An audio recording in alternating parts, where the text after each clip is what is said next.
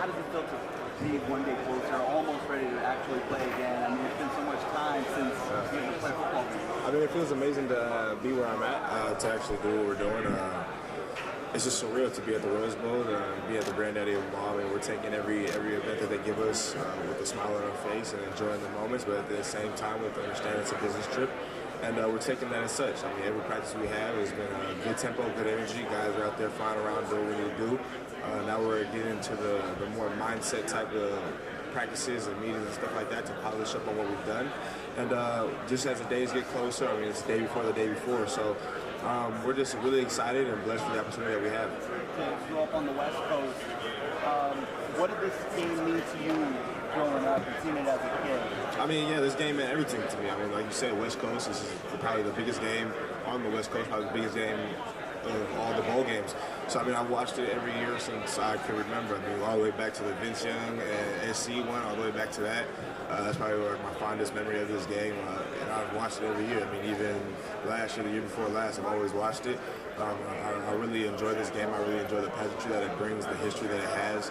And I'm just super blessed and super fortunate to be a part of such a great legacy and be able to play in such a game that so many great players before me have played in. I mean, there's so many All-Americans, Hall of Famers, people who have stepped on this field and played on this field. And it just means a lot to me and my teammates to be able to go out here and put on a good show for not only the University of Oregon, but the state of Oregon and the city of Eugene and all of our fans back home. And it just means a lot to us to actually be here. And it's just super surreal. I've got to imagine, even as a kid, as you talked about that, but getting to share this moment with your brother, I mean, that's got to be something really special, right? Yeah, no, most definitely. I mean, I've sat next to him every day in the meetings, and we just sit there and it's just a cool thing to be able to go out on my last game and play in the Rose Bowl with my little brother, somebody that I've watched this game with my whole life with, and we've been dreaming about stuff like this and playing in the big moments, playing on the big stages, and it's just super crazy to see my jersey with the patch on it and just know that this is actually really going to happen in a couple of days. But at the same time, you have to understand it's a business trip, and no matter how it plays out, it's still a game at the end of the day, and the team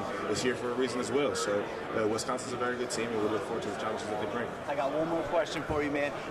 Being able to play in such a big game, crowd-wise, the noise and things like that, does that excite you knowing that this will be the biggest crowd that you've ever played in front of? I mean, playing in Austin Stadium is probably one of the loudest places I've ever played in my life. You can't match that. Austin is one of the best places. So to be able to come to the Rose Bowl and play here in front of a big crowd is probably going to be hopefully the same type of atmosphere. And I really look forward to it because, like you said, it's probably one of the biggest crowds I've ever play in front of in my career. So I really look forward to it, and I'm just taking it all in and one day at a time, and one moment at a time, just trying to be where my feet are and just enjoy every moment. Appreciate you, man. Of course. Yeah.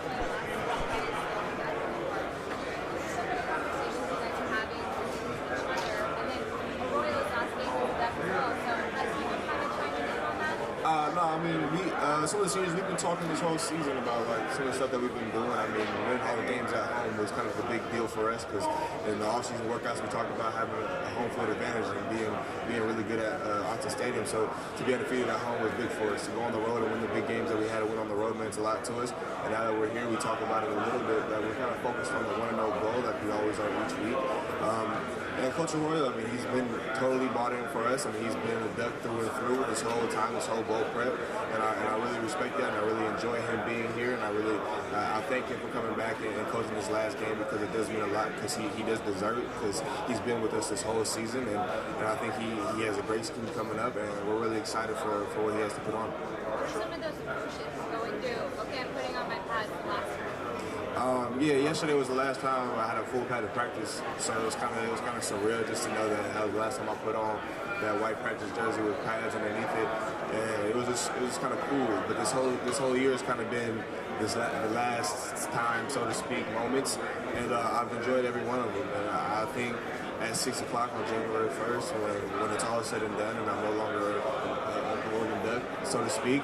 But it'll hit me a little bit harder. But I mean, once a duck, always a duck, as everybody says. And we really mean that because it doesn't matter whether you graduated back in 02 or whether you graduated back in 95, whether you graduated back in 68. I mean, you're always a duck, and you'll always continue to be a duck. And I think the fan base and the alumni do a great job of making sure people remember that. And I'm just super fortunate and blessed to be a part of a great organization in such a great city and such a great university.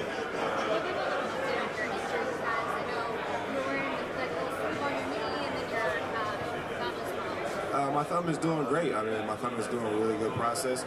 My knee was bothering me. That's just because I'm an old man. I mean, I'm 23, been playing the game for 4 years, but just a little nicks and dings here and there. Nothing major, nothing crazy. It's going to stop me from playing with the Granddaddy of Them All, that's for sure. I mean, I played the whole season with a broken thumb and a big club on, so if you think anything's going to stop me, you're crazy. So I'll be out there playing. Don't worry about it. So how do you contain Jonathan Taylor? You really can't try to contain Jonathan Taylor. Jonathan Taylor's going to get his. He's a great running back, back-to-back Doak Walker Award winner. So you can't try to contain him. You got to try to just limit to what he can do. And I mean, he's a great running back. I mean, you have to just play within the side of the scheme that Coach Avalos gives us, and hopefully everything we check all the boxes out that we can check off. And hopefully at the end of the day, we do what we need to do to win this game. Thanks. How much family do you have coming? Not much. I have 6 tickets of mine, 6 tickets from Travis, so it's 12 total. So 12 people from the family coming. So my main group of family and some friends, and my girlfriend, my brother and his girlfriend, my other brother and his girlfriend. So one of my brothers is still back in Eugene. He couldn't get some time off of work, so he had to work. So he'll be watching on TV. But yeah, my little sister's coming. My aunt's coming. There's a lot of people that I really love that have come to a lot of games, and I really look forward to playing in front of them in Southern California for the last time. Yeah, that's a lot. Good luck. Thank you so much.